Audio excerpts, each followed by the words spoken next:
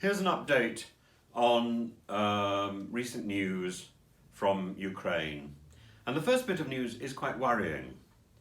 Border attacks. There are border attacks apparently by Ukraine on villages and on residential buildings in those villages in Bryansk and Zoravklevka.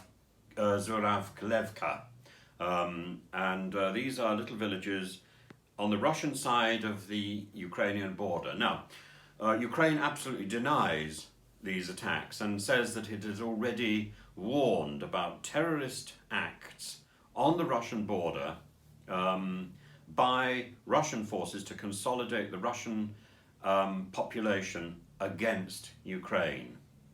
It's a credible point, but nevertheless, it is a worrying.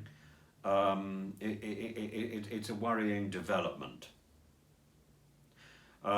More interesting, I think, is that a second Trochka-U missile hit a residential building in Gorodnya. And this is exactly the same type of missile that struck the train station in Kramatorsk last week. Now, in 2017, Russia claimed that it was decommissioning and storing all these Trochka weapons and replacing them with the Iskander missile. So what do we conclude from this? Because we know from the leaks onto social media that the Kramatorsk train station was definitely fired upon by Russian troops, even though that social media that was then removed, because to start with they were bragging about it. So maybe the Russians have run out of the latter missiles. Maybe the Russians have run out of the Iskander missiles and have pulled on the former missiles. They've pulled the former missiles out of mothballs and are then using them in Ukraine. It's at least a theory. But again, it's a record of a residential building being targeted.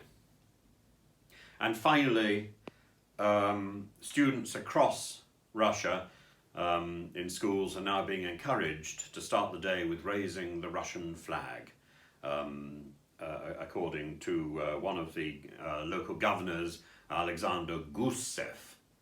And this is already active in the Kaluga region, where the raising of the flag is accompanied by singing and playing the Russian national anthem. So I suppose in that Russia is now looking towards America and following America's example. There we are.